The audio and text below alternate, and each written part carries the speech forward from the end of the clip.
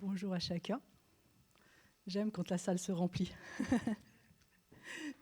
Parce que j'aime. C'est bon d'être ensemble. Vous aimez aussi être ensemble? Oui, c'est bon. C'est le plan de Dieu, la communion fraternelle.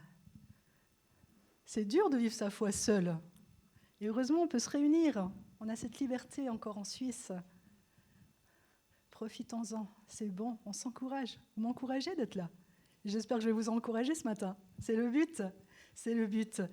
Qu'on sorte boosté, plein de vitamines spirituelles pour affronter la semaine. Vraiment. C'est bon d'être là.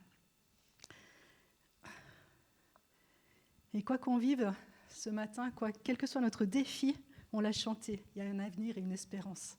Et ça, c'est bon de se le rappeler. Avec Dieu, il n'y a pas de cul-de-sac, il n'y a pas d'impasse. Des fois, les circonstances, ou des fois nous-mêmes, on se met dans des situations, mais il n'y a pas d'impasse avec le Seigneur. Vraiment. Il y a toujours une sortie, et c'est la bonne sortie, c'est la bonne porte qu'il ouvre. Amen.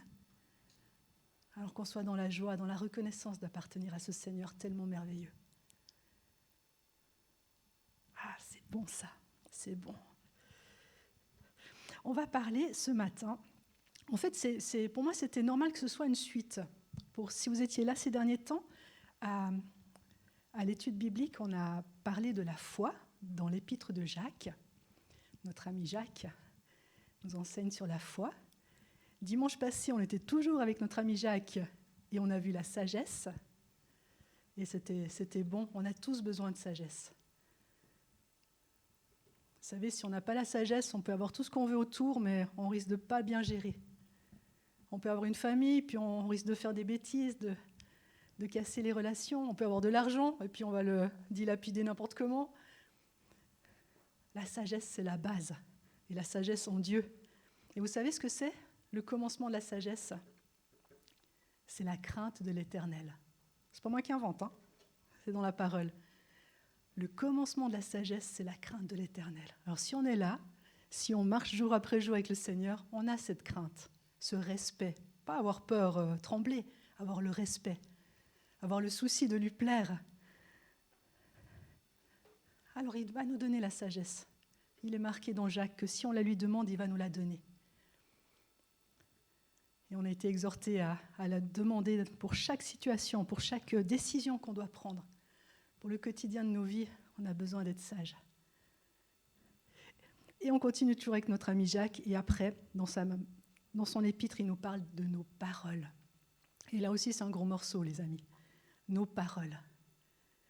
J'ai trouvé des statistiques, alors ça vaut ce que ça vaut, hein, on est bien d'accord. Moi-même, je ne les ai pas comptées, mais il semblerait qu'en moyenne, chaque jour, on dit environ 20 000 mots. Chaque jour. Alors, sur une année, c'est beaucoup. Hein. Je crois que ça faisait quelque chose autour des 11 millions de mots par année. Il y en a des occasions de dire des bêtises. Hein. Déjà 11 millions. Ouais. Des fois, même toujours, il faut faire attention à ce qu'on dit. Vraiment. Et c'est ce que nous dit Jacques. Jacques 1, verset 19, il commence ainsi. « Ainsi donc, mes frères et sœurs bien-aimés, il s'adresse à nous, que chacun soit prompt à parler. » Pas de réaction? Non, c'était pas ça. Soit prompt à écouter et lent à parler. Premier conseil que Jacques nous dit. Merci. Chacun doit être rapide, ça c'est joli, pour écouter, mais lent pour parler. On l'a déjà entendu, hein, on a 2 oreilles, mais une bouche. Heureusement que ce n'est pas l'inverse. Prenons plus de temps pour écouter que pour parler. Combien de fois on parle et puis après quoi on se dit « mince, j'ai parlé trop vite. Mince, j'aurais pas dû dire ça comme ça. » C'est pas pour rien. Dans la parole, il y a la sagesse de Dieu. On doit être rapide pour écouter. Et c'est bon d'écouter. Vous savez, quand on parle avec quelqu'un puis qu'on se rend compte qu'il ne nous écoute pas, c'est terrible. C'est un affront. Hein. Soyons attentifs quand quelqu'un nous parle. Écoutons. Et réfléchissons à 2 fois avant de parler.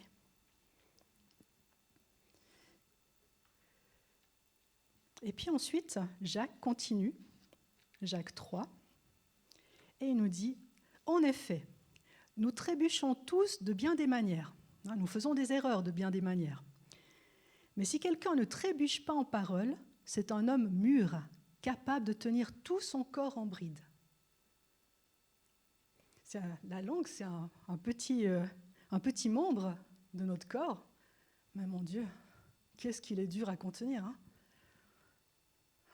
Et d'ailleurs, il fait cette même allusion, Jacques. Il nous dit, quand nous mettons le mors dans la bouche des chevaux, vous savez, c'est quoi, en métal, ce col, le mors, ce bout de métal dans la bouche des chevaux, pour qu'ils nous obéissent, nous dirigeons ainsi leur corps tout entier. C'est vrai, hein? Pourtant un cheval, c'est imposant, hein? Mais ce petit bout de métal, ça nous permet de le diriger. Voyez aussi les bateaux. Même très grands et poussés par des vents impétueux, ils sont conduits par un tout petit gouvernail, là où le pilote le veut. Ce petit gouvernail, hein, il y en a qui ont des bateaux et ils doivent bien imager, ça permet de donner la direction à un bateau, quelle que soit sa taille. Et il y en a des gros paquebots. De même, la langue est un petit membre et elle peut se vanter de grandes choses. Ah oui, des fois, on en rajoute un. Voyez comme un petit feu peut embraser une grande forêt. Verset 9. Par elle, nous bénissons Dieu notre Père, et par elle, nous maudissons les hommes faits à l'image de Dieu. De la même bouche sortent la bénédiction et la malédiction. Mes frères et sœurs, il ne faut pas que tel soit le cas. Quel constat accablant. On a loué le Seigneur, hein, de notre bouche, on a béni Dieu notre Père ce matin, mais notre bouche, dans un petit moment, elle est peut-être capable de dire des bêtises sur des frères et sœurs, ou sur quiconque on croise. C'est accablant. Moi, quand je disais ça, je dis, mais est-ce que ça va vraiment être encourageant ce matin? Oui, ça va être encourageant, parce que Jacques, il termine en disant, mes frères et sœurs, il s'adresse à nous, les chrétiens, il ne faut pas que tel soit le cas. Le constat est là, oui, on est capable du meilleur comme du pire, mais avec Christ, ça ne doit pas être le cas. Et ce que j'aime, c'est quand Dieu ou des hommes inspirés de Dieu nous donnent un conseil, eh bien Dieu nous donne les forces pour l'accomplir. Hein? Ni par force, ni par puissance, mais par l'Esprit du Seigneur. Amen. Il faut juste le vouloir, il faut juste être attentif. Il faut juste être attentif. Être conscient que de notre bouche peuvent sortir la malédiction ou la bénédiction. Mais avec l'aide du Seigneur, choisissons la bénédiction.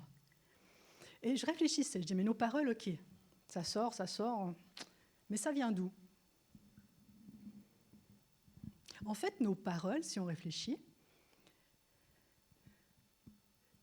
c'est des mots qu'on utilise pour exprimer nos pensées.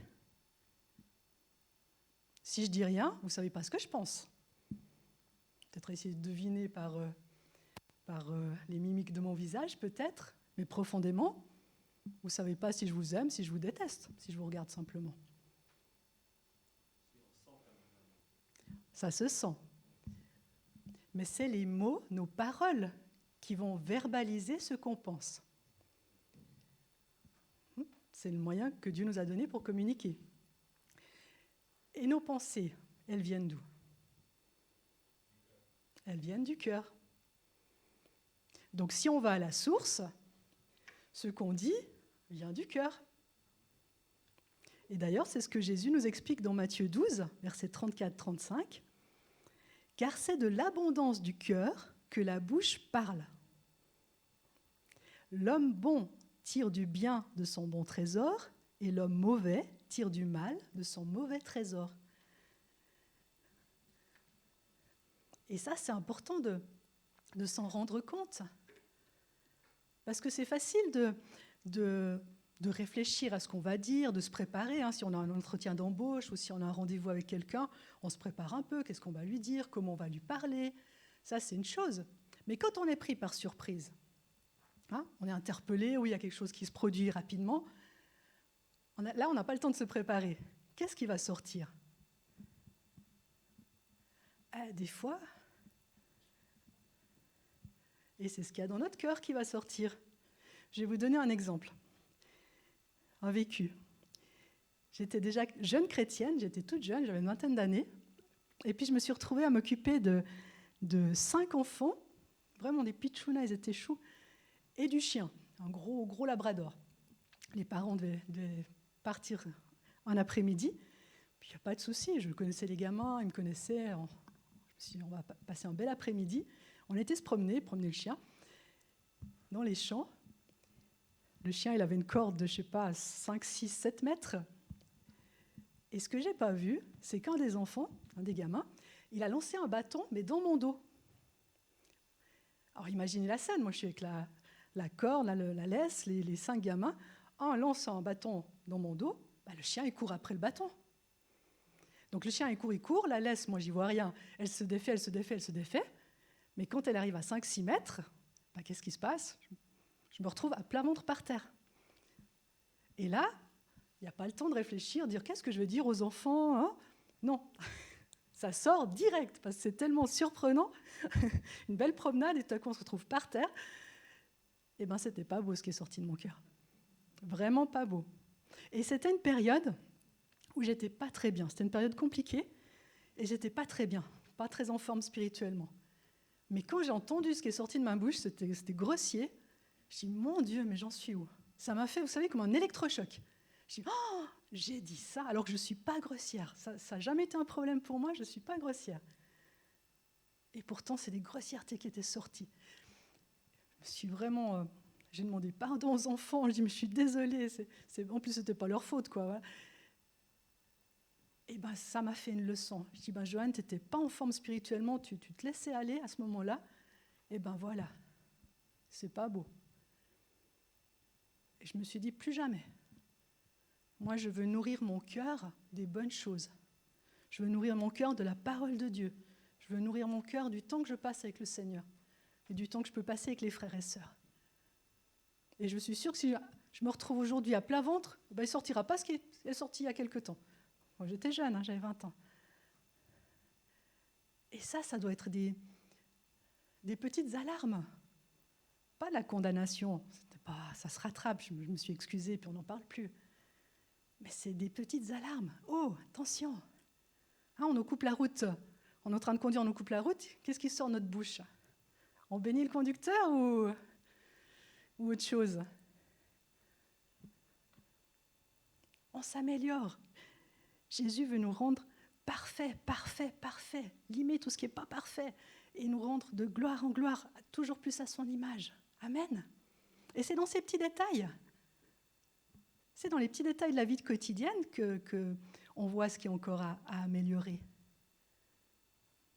On vient ici, c'est formidable, mais quelque part c'est facile. On est entre nous, normalement la journée se passe bien.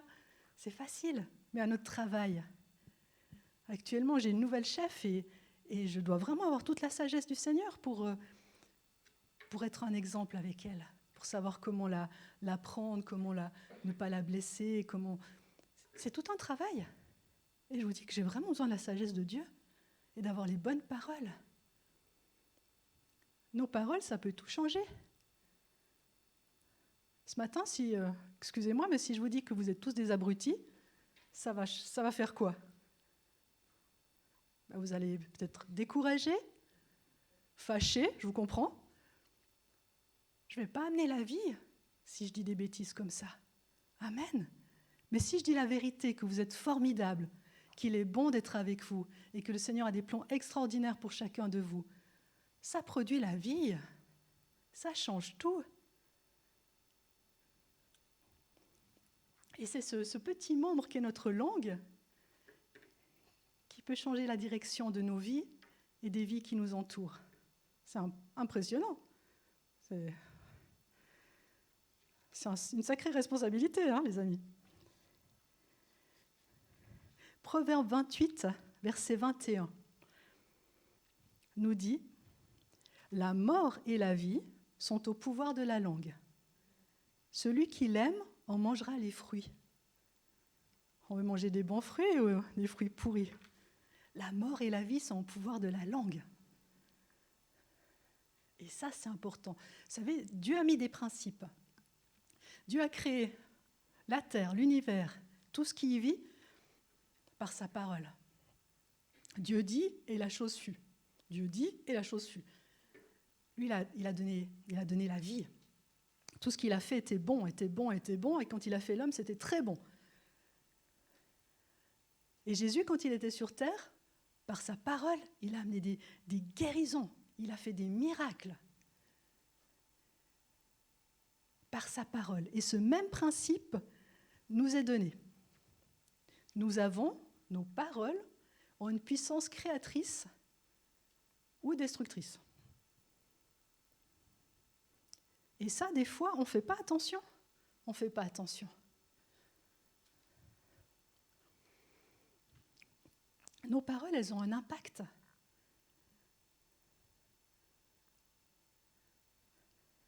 Et c'est bon d'être attentif et de le savoir.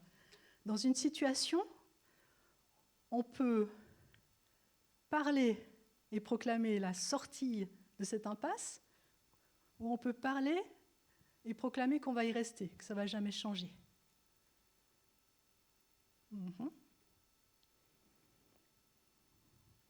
Nos paroles, en fait, elles peuvent déterminer notre vie. On peut proclamer la maladie, ou on peut proclamer la guérison et la santé. Et ça, c'est important d'être conscient de ça. C'est ce que Jacques nous dit.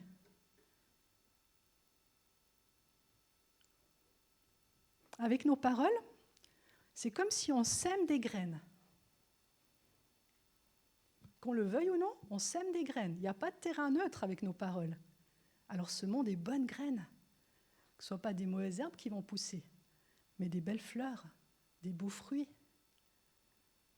pour amener la vie, la consolation, la guérison autour de nous. Amen. Ça a un impact. On va voir les 12 espions. Histoire que quand Moïse était avec le peuple d'Israël dans le désert, Dieu leur avait promis le pays de Canaan. C'était promis, c'était fait. Une promesse, c'est une promesse. Il fallait juste y aller.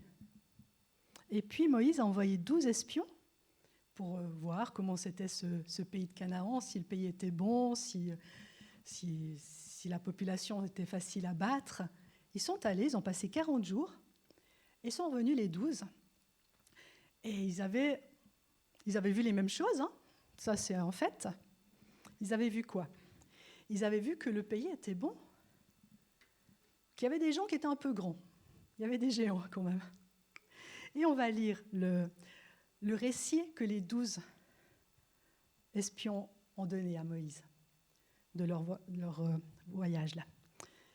Les premiers 10 espions, ils ont dit « C'est bien un pays découlant de lait et de miel », comme Dieu leur avait dit. Et en voici les fruits. Ils ont même ramené des fruits qui étaient énormes. Il y avait l'abondance. Mais le peuple qui habite ce pays est puissant. Les villes sont fortifiées, très grandes. Nous y avons même vu des enfants d'Anak, de la race des géants. Et plus loin, ils disent même, on était comme des sauterelles vis-à-vis d'eux. Nous ne pouvons pas monter pour combattre ce peuple, car il est plus fort que nous. Voilà ce qu'ils ont dit. Il y avait Josué et Caleb qui faisaient partie des 12 espions. Eux, ils ont donné un autre rapport. Ils ont vu la même chose, ils n'étaient pas bêtes. Le rapport de Caleb, « Montons, et nous prendrons possession du pays, car nous en serons vainqueurs. » Vous savez le résultat? Les 12 espions qui ont vu tout ça, mais qui ont dit on n'y arrivera pas, on n'essaye même pas, on était comme des sauterelles, tout petits, alors qu'ils étaient immenses, ils sont morts dans le désert. Josué et Caleb qui ont dit oui, c'est juste, mais Dieu avec nous, on vaincra. Ils sont rentrés dans le pays de Canaan.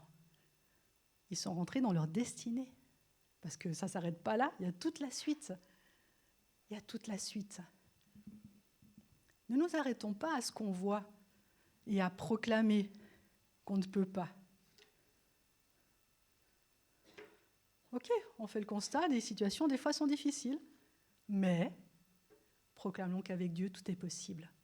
Si Dieu nous l'a promis, il va le faire. Et nos paroles vont produire ce que Dieu a dit. Amen. Et ça, c'est important de comprendre ce principe. Parce que des fois, on limite nos bien-aimés aussi. Tu es nul dans ce domaine, tu n'y arriveras jamais. Mon Dieu, c'est la bénédiction qu'on a proclamée là? Non.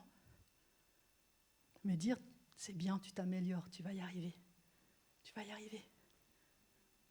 On ouvre des portes de réussite. Et ça, c'est important de reconnaître l'impact que peuvent avoir nos paroles. Kenneth Hagin, il a dit « Nos paroles de hier font notre vie d'aujourd'hui. » Alors faisons attention à ce qu'on dit aujourd'hui, parce que c'est notre vie de demain. Amen. Les jeunes, vous allez réussir. C'est sûr, c'est sûr. Avec Dieu, on réussit. Dieu, il ouvre les portes qu'il sait bonnes pour nous. Oui. Il sait où on va s'épanouir. Il sait où on sera efficace pour lui. On va réussir, chacun à notre niveau, chacun à notre âge respectif. Mais ne nous limitons pas par nos paroles. J'avais quelqu'un de ma famille qui disait, et c'était vrai, chaque année, cette personne, elle avait 2 extinctions de voix. Chaque année. 2 fois dans l'année, elle n'avait plus de voix. Et c'était comme ça, c'était instauré dans ses pensées, dans ses paroles. Et ça, jusqu'au jour où elle a réalisé, mais il faut peut-être que j'arrête de proclamer ça. Ok, jusqu'à présent, ça s'est produit, mais stop. Eh bien, depuis qu'elle a compris ça, puis qu'elle a dit stop à ces paroles habituelles qu'elle avait, quand la voix partait, c'est normal. Non, c'est pas normal. Elle n'a plus jamais eu une extinction de voix. Oui. Combien de fois on peut se lier par nos paroles? Mais Dieu ne veut pas qu'on reste lié. Dieu il nous donne la vie et la vie en abondance. Oui. Et vous savez, je crois que l'ennemi nous attaque souvent là où il y a notre appel. La personne dont je vous parle, elle est appelée à la louange. Alors, régulièrement, elle ne pouvait pas faire la louange parce qu'elle n'avait plus de voix. Et je vais vous donner mon exemple. Quand j'étais petite, on aime bien montrer à sa famille ce qu'on a appris, ce qu'on sait faire. Et puis, au milieu du salon, j'étais toujours toute contente le soir de leur montrer comment je faisais des roulades. Vous savez. Et quelqu'un de ma famille me disait toujours, et je ne comprenais pas à l'époque, j'étais petite, « Oh, t'es souple comme une baramine. » Alors ça me restait dans la tête, je suis souple comme une baramine. Je comprenais bien que ce n'était pas très positif, mais jusqu'à ce que je comprenne qu'une baramine, c'est une barre de fer. Donc c'est, voilà, souple comme une barre de fer, vous imaginez, c'est une soupe, ça ne se plie pas une barre de fer. Eh bien, vous savez que ça m'a embêté pendant des années. Ça m'a complexé pendant des années. Non, là, je pense que c'est là, j'y arriverai plus. Mais, un jour, Dieu m'a dit, « Joanne, j'aimerais que tu danses pour moi. » Et puis j'ai dit, « Non, je ne peux pas, je ne suis pas souple. »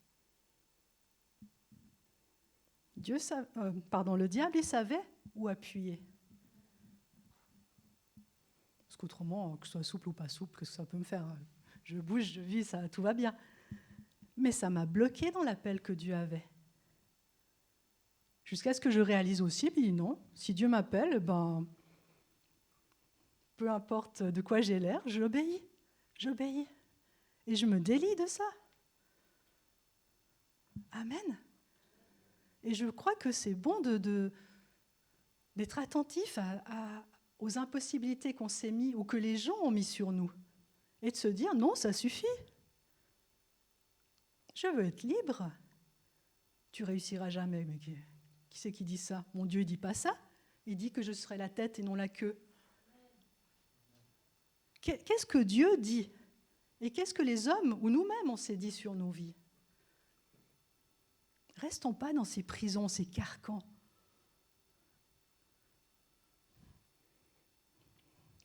Ma famille ne se convertira jamais, ils sont trop ceci, ils sont trop cela. Et qui c'est qui a dit ça? Mon Dieu, il dit que toi et ta famille, tu seras sauvés. Nos paroles, que ce soit nous qui les disons ou que ce soit les gens qui ont dit sur nous, soyons attentifs. On veut la vie, on veut la bénédiction. Amen. Alléluia. Proverbe 12, 18. Tel qui bavarde à la légère blesse comme une épée. C'est pas nous, hein. On veut dire des bonnes choses. Mais la langue des sages, c'est ce qu'on veut. Cette sagesse de Dieu apporte la guérison. Ah, est-ce qu'on veut être des canaux de guérison, des instruments de guérison? Moi, je veux. Je veux avoir une langue sage. Prenons la décision de ne semer que des graines bonnes, des bonnes graines, en proclamant la parole de Dieu sur nos vies et sur celles des gens qui nous entourent, avec l'aide du Saint-Esprit. Je vais vous donner un dernier verset, que ce soit notre prière. Psaume 141, verset 3. Éternel, veille sur ma bouche, garde la porte de mes lèvres. Vous savez, je crois que si on a cette prière au fond du cœur, il va le faire. Et si malgré tout ça a débordé, on demande pardon, c'est bon, mais on continue.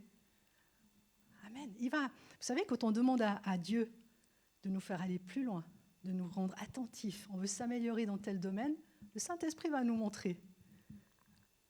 Et on va tout de suite corriger si ce n'était pas top. Mais on va aller plus loin. On va aller plus loin. Et quand on sème la vie, on récolte la vie.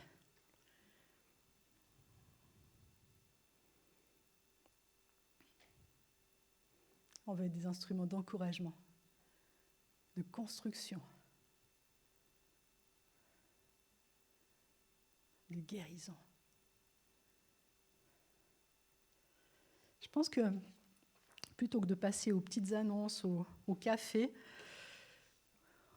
je n'ai pas envie que ce message soit trop vite dilué. Je crois qu'on va prendre un petit moment dans le silence et puis demander simplement à Dieu. Où c'est que là, j'ai besoin de m'améliorer dans ma façon de parler? Ou bien, est-ce qu'il y a quelque chose que tout à coup, je me rends compte qui a été mis sur mes épaules et puis que j'en veux pas parce que c'est pas ce que Dieu veut de moi, c'est pas ce que Dieu dit de moi ou de ma famille. On va prendre ce petit temps de silence et on va voir ce que Dieu nous dit. Amen.